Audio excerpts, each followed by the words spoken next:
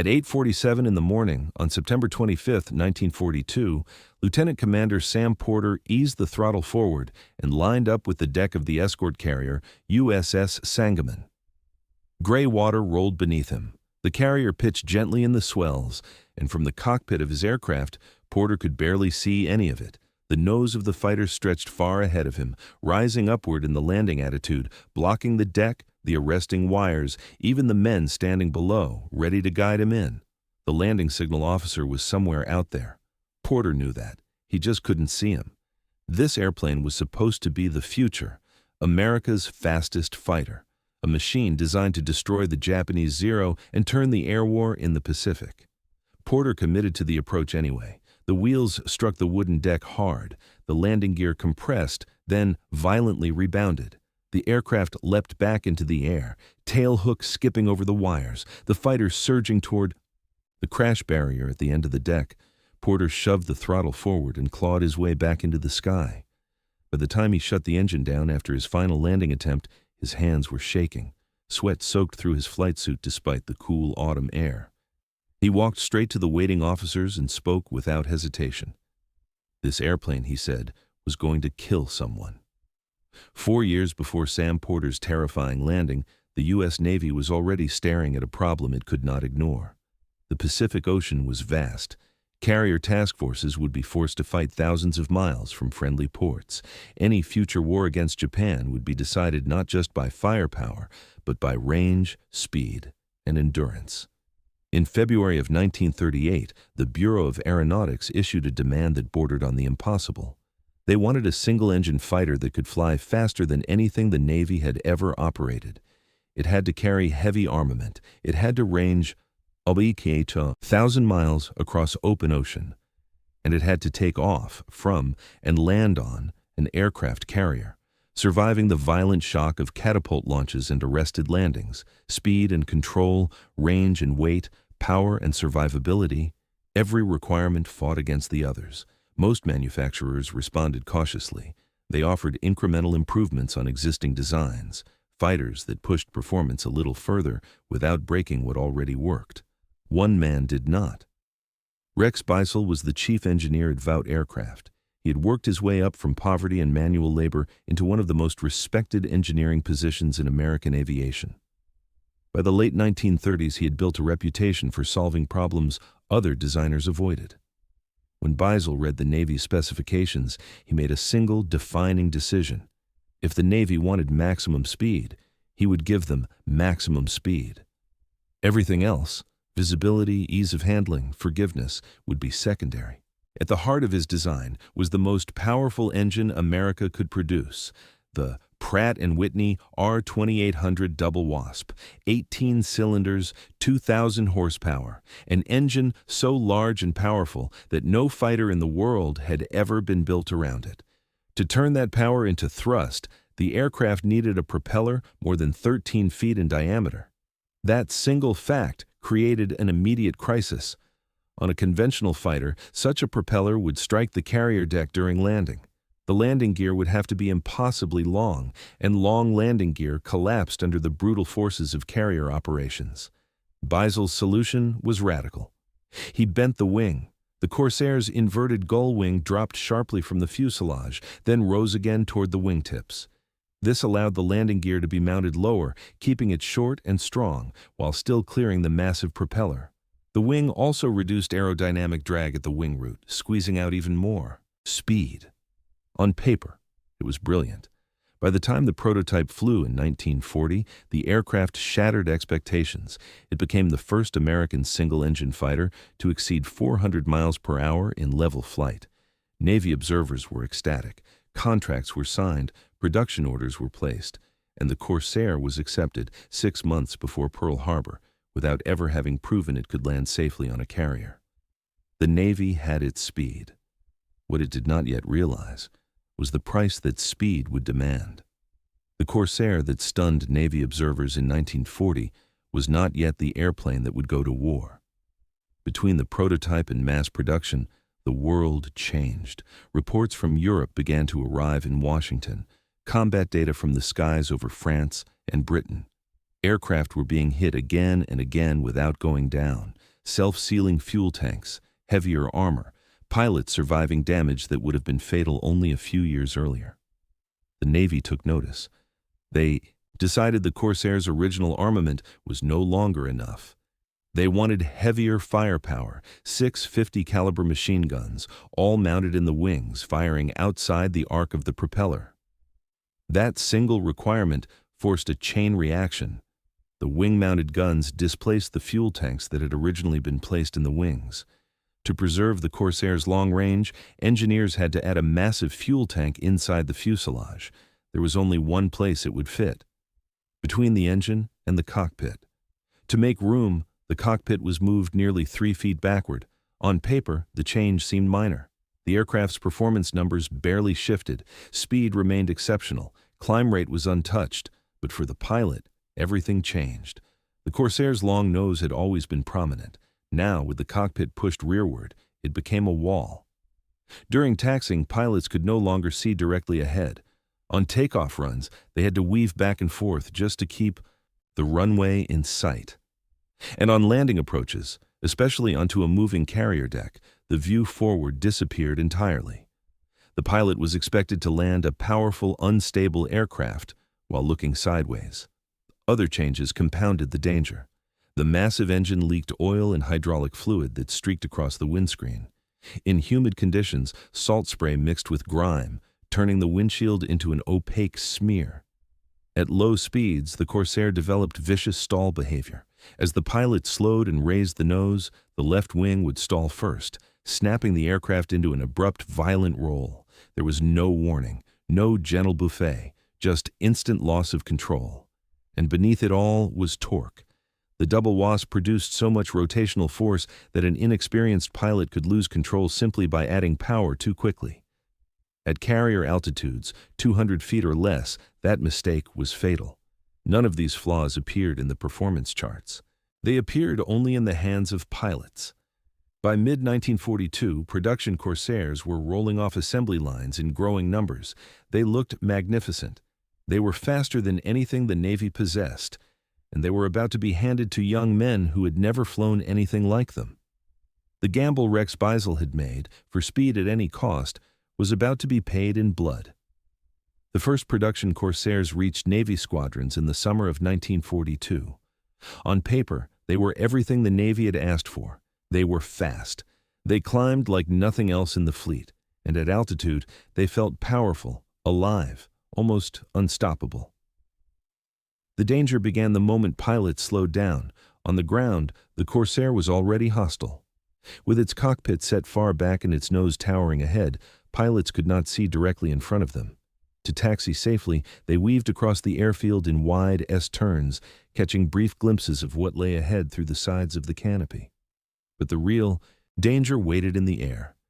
Carrier landings demanded low speed and high angles of attack, the exact conditions the Corsair hated most. As pilots slowed and raised the nose, airflow over the wings became unstable. The left wing, because of subtle aerodynamic quirks, always stalled first. There was no warning.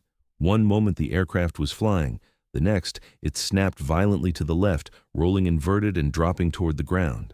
At altitude, a skilled pilot might recover. At 200 feet over a carrier deck or jungle airstrip, there was no chance. Then there was the landing gear. The Corsair's shock absorbers, called oleo struts, were designed to compress under impact and absorb energy. But under carrier landing forces, they did something no one had anticipated. They rebounded. Instead of settling onto the deck, the aircraft bounced, sometimes violently, launching itself back into the air.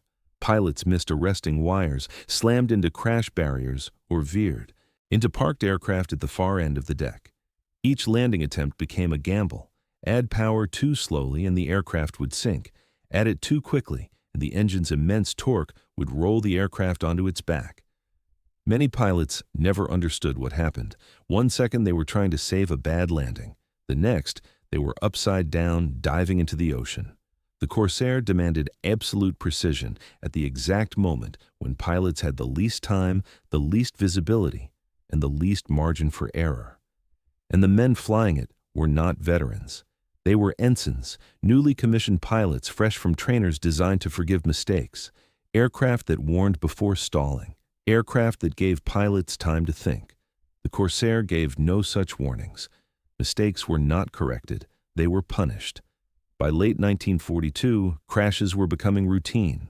Training accidents, landing accidents, takeoff accidents. Young pilots died without ever seeing the enemy. Official reports blamed pilot error. The aircraft, on paper, was sound. But among those who flew it, a darker truth spread quietly through ready rooms and briefing halls.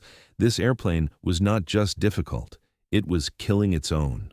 The nickname began as a joke, dark humor, traded quietly among pilots who were still alive. They called the Corsair the Ensign Eliminator. Ensign was the lowest rank of commissioned officer in the Navy. Young men, often barely out of flight school, pilots who had learned their craft in forgiving trainers, aircraft designed to protect students from their own mistakes. Now, they were being placed into the cockpit of the most powerful fighter America had ever built, and many of them never made it back. At Naval Air Station San Diego, Fighter Squadron 12 became one of the first Navy units to receive the Corsair. The pilots were eager.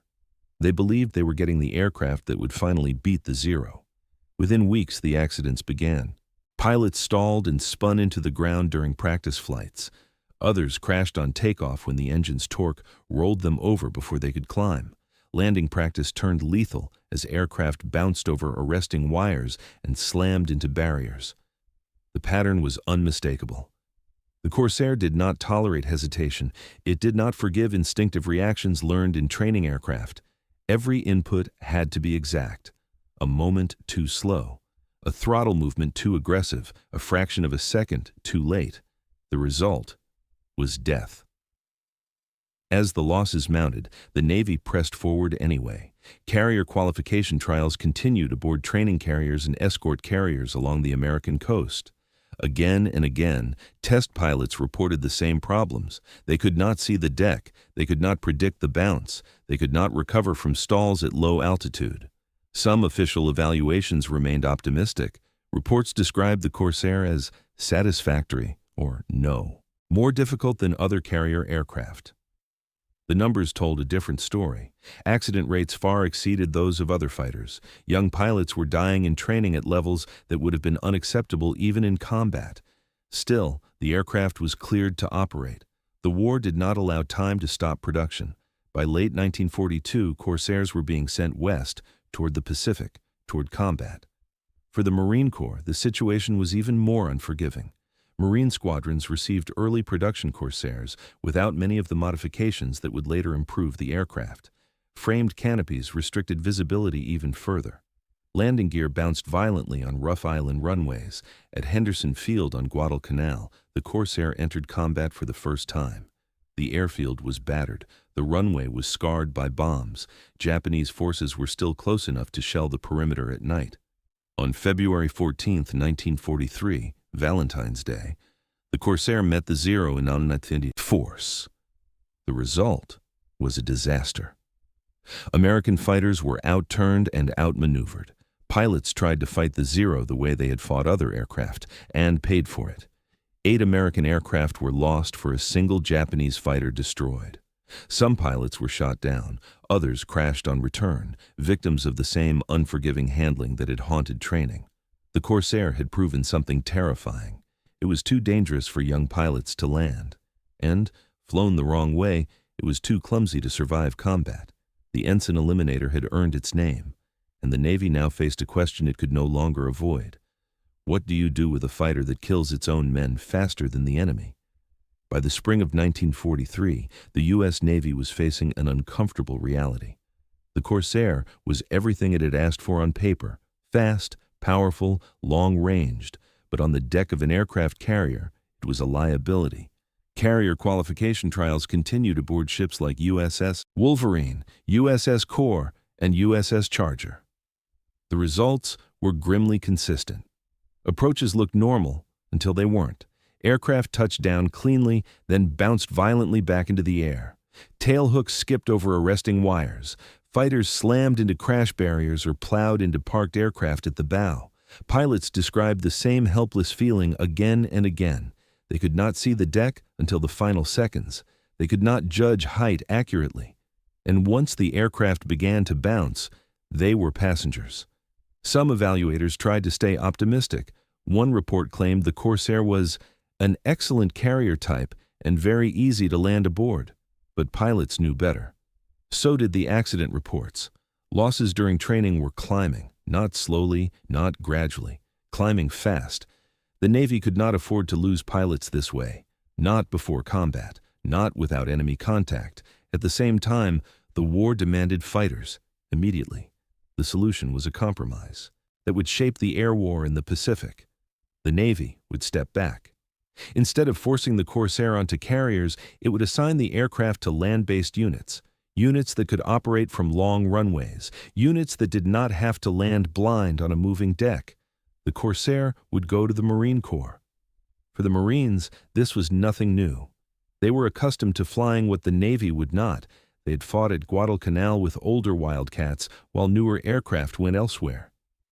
Now they would receive the Corsair, an aircraft too dangerous for carrier service. At the same time, the Navy placed its faith in another fighter, the Grumman F-6F Hellcat. It used the same powerful engine as the Corsair, but it was built around a different philosophy: forgiveness. The Hellcat was not as fast, it did not climb as aggressively, but it was stable, predictable, and it could be landed safely by average pilots day after day. For the Navy, the decision was clear. The Hellcat, would rule the carrier decks. The Corsair would fight from land. On paper, it was a sensible choice. But for the pilots who had invested months mastering the Corsair for carrier operations, it felt like defeat. The aircraft that was supposed to dominate the Pacific had been judged too dangerous to use where it was needed most. And yet, even as the Navy stepped away, some pilots refused to believe the story was over. They had flown the Corsair in combat. They had felt what it could do when flown the right way. They believed the aircraft was not broken. It was misunderstood. The first men to truly understand the Corsair were not engineers. They were pilots who had survived long enough to learn what the airplane demanded. One of them was Lieutenant Kenneth Walsh of the Marine Corps. Walsh had flown fighters before the war. He understood energy, speed, and altitude in a way many younger pilots did not. And after surviving the Corsair's early combat missions, he reached a hard conclusion. The Corsair could not fight the Zero the way other fighters did. If a pilot tried to turn with a Zero, he died. But Walsh noticed something else. The Corsair could climb faster than almost anything in the sky, and it could dive faster than anything the Japanese flew. Speed was not just an advantage, it was survival. Walsh began to fly differently. He stayed high, he waited, and when Japanese aircraft appeared, he did not turn toward them. He dove. The Corsair accelerated brutally in a dive, its heavy airframe and powerful engine pulling it faster and faster. Walsh fired once at close range, then pulled up into a steep climb. The Zero could not follow. Again and again, he repeated the pattern. One pass, one burst, then away. It was not elegant, it was not heroic in the traditional sense. It worked. On August 15, 1943, Walsh shot down 4 Japanese aircraft in a single day. 2 weeks later, he destroyed 3 more. He became the first ace to fly the Corsair. But Walsh was the exception. Most pilots did not have time to learn. They were young, they were inexperienced, and they were thrown into combat almost as soon as they arrived. Some learned quickly, many did not. Losses continued, not only to enemy fire, but to stalls, torque rolls, and bad landings. Official reports continued to cite pilot error, but among the pilots, a quieter understanding spread. The Corsair was survivable, but only if you flew it on its terms. The aircraft did not forgive hesitation. It did not forgive instinct. It rewarded discipline, patience, and restraint. Those who learned lived. Those who did not get a second chance. The breakthrough did not come from a factory. It came from frustration. By late 1943, pilots had learned how to fight in the Corsair. Some had even learned how to survive it, but landings were still killing men. The left wing stall remained unpredictable and violent. Even experienced pilots could be caught by it, and every landing approach carried the same fear. You could do everything right and still lose control. At Marine Corps Air Station El Centro, test pilots and mechanics began to experiment quietly, out of necessity. One of them was Lieutenant Commander Butch Davenport. Davenport was not trying to redesign the Corsair, he just wanted it to stop killing pilots on landing. He focused on the stall. Careful testing showed the same pattern every time. At low speeds, airflow over the left wing broke down first. The aircraft snapped violently left before the pilot could react. If that asymmetry could be removed, if both wings stalled at the same time, the aircraft might finally become predictable. The solution was almost absurdly simple. A thin strip of metal, just a few inches long, was riveted to the leading edge of the right wing. Nothing else was changed. No new controls, no new training, no redesign, just one strip. The next test flight was tense. As the aircraft slowed, the pilot waited for the familiar violent roll. It didn't come. Instead, both wings lost lift together. The nose dropped straight ahead. The aircraft remained controllable. For the first time, the Corsair gave warning. The stall strip worked. Word spread quickly through Marine squadrons. Ground crews began installing the modification themselves, often without waiting for official authorization. Accident rates dropped almost immediately. Pilots who had feared every approach now found the aircraft predictable, still demanding, still unforgiving of carelessness, but no longer random. The Navy took notice. By early 1944, the stall strip became standard on all new Corsairs. Existing aircraft were retrofitted across the fleet. It was a tiny change, but it saved lives. More importantly, it proved something fundamental. The Corsair had never been fatally flawed. It had simply been unfinished. The aircraft that had once snapped pilots into the ocean without warning now gave them a chance. And that chance changed everything. While American pilots were still struggling to tame the Corsair, the aircraft was quietly crossing the Atlantic. In 1943, the Royal Navy received its first Corsairs through Lend-Lease. British carriers were smaller than their American counterparts, their decks were shorter, their margins for error even thinner. If the Corsair truly was impossible to land at sea, it would fail here first. British test pilots approached the aircraft with caution and skepticism. They had read the American reports. They knew the Corsair's reputation. But instead of rejecting the aircraft outright, they adapted. The first problem was visibility. British pilots raised the pilot's seat, improving the forward view over the nose. It was a simple adjustment, but it changed how the aircraft felt on approach. Next came the wings. To fit the Corsair into British carrier hangars, the outer wingtips were clipped by 8 inches. The modification slightly reduced roll rate, but it also improved control at low speeds. Then came the most important change of all. British pilots abandoned the straight-in carrier approach entirely. Instead, they developed a curved landing pattern. Rather than lining up directly behind the carrier, the Corsair flew a continuous sweeping turn all the way to touchdown. The pilot kept the deck in sight out the side of the canopy until the final seconds. No blind approach, no sudden loss of visual reference. The difference was dramatic. Accident rates dropped, landings became repeatable, predictable. By late 1943, British Corsairs were operating routinely from fleet carriers in the Mediterranean and Pacific. The aircraft that the U.S. Navy had deemed too dangerous was now landing safely at sea. Every day. American observers took notice. The problem had never been the Corsair alone. It was how it was being used. Combined with the stall strip, improved training, and new landing techniques, the Corsair began to shed its reputation as a killer. It was still demanding, still unforgiving, but it was no longer uncontrollable. The British had proven what some American pilots had suspected all along. The Corsair did not need to be abandoned. It needed to be understood. By early 1944, the Corsair was no longer the same airplane it had been 2 years earlier. It still had the same massive engine, the same long nose, the same unforgiving power. But it had been changed, quietly, incrementally, and permanently. The stall strip was now standard. Landing techniques had evolved. Pilots were trained to fly the Corsair the way it demanded, not the way instinct suggested. And for the first time, the Navy was willing to reconsider its decision. Carrier trials resumed. This time, the Corsair approached the deck differently. Pilots flew curved approaches, keeping the carrier in sight until the last seconds. They arrived with more control, less guesswork. The aircraft still bounced, but far less violently. And when it did, pilots now knew how to correct it. Landing after landing, the results improved. The Corsair was still demanding, still required discipline and experience, but it was no longer a death sentence. In April 1944, the U.S. Navy officially cleared the Corsair for carrier operations. The aircraft that had once been judged too dangerous to land at sea was finally welcomed back onto the decks it had been designed for. Marine squadrons were the first to return. Corsairs began flying from fleet carriers during the great island hopping campaigns across the Pacific, from the Marianas, from the Philippines, from the decks of fast carriers moving ever closer to Japan.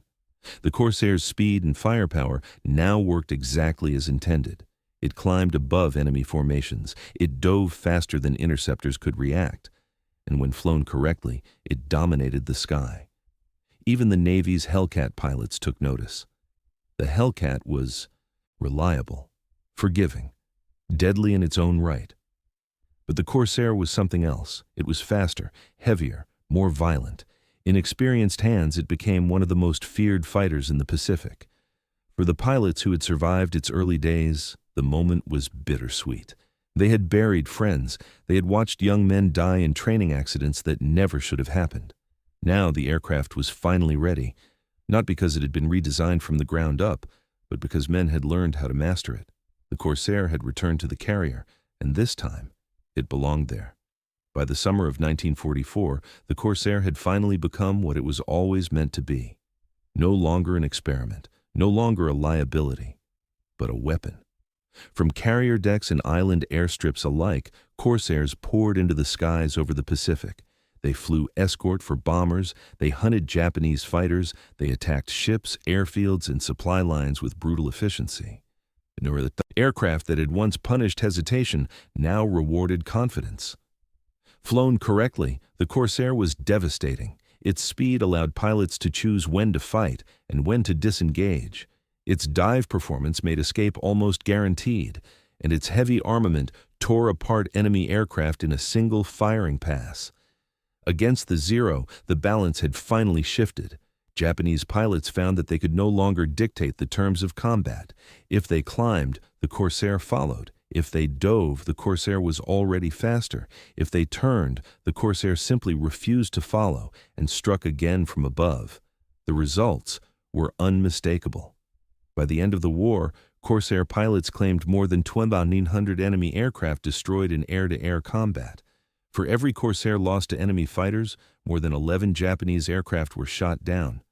An 11-to-1 kill ratio, one of the highest of any fighter in the Pacific War. But the Corsair's impact went beyond air combat. It carried bombs, EDT, and rockets into close support missions, flying low over jungles and beaches. It strafed enemy positions only yards from friendly troops. It absorbed damage that would have destroyed lighter aircraft and brought its pilots home. The same ruggedness that once made it dangerous on landing now made it invaluable in combat. For the men who flew it, vindication came quietly. There were no celebrations for the early losses, no speeches for the pilots who never lived to see the aircraft's success.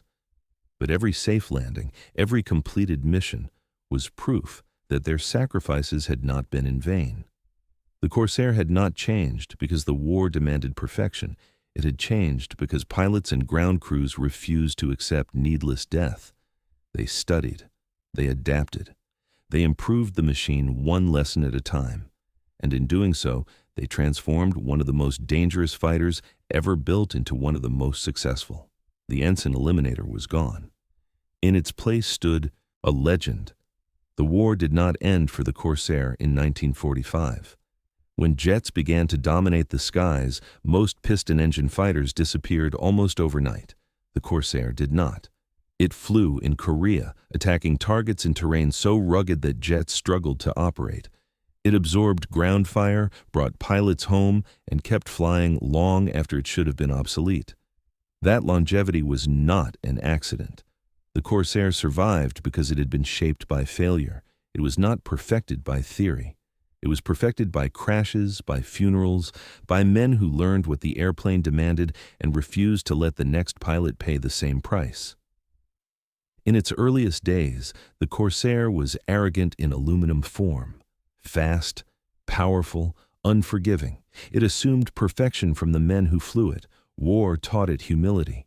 Every modification, every strip of metal, every new technique, every changed procedure was written in blood and memory. And slowly the aircraft learned to give something back.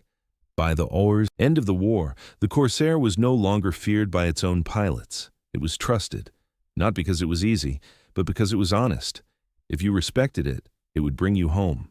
The nickname Ensign Eliminator never disappeared completely, but it lost its power. What remained was a machine that proved a hard truth about war and innovation. Technology does not win wars on its own.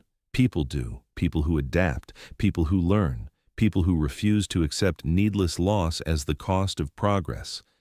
If you found this story worth remembering, share your thoughts below. Had you heard of the Corsair's early reputation before today? Because some legends aren't born, they're earned.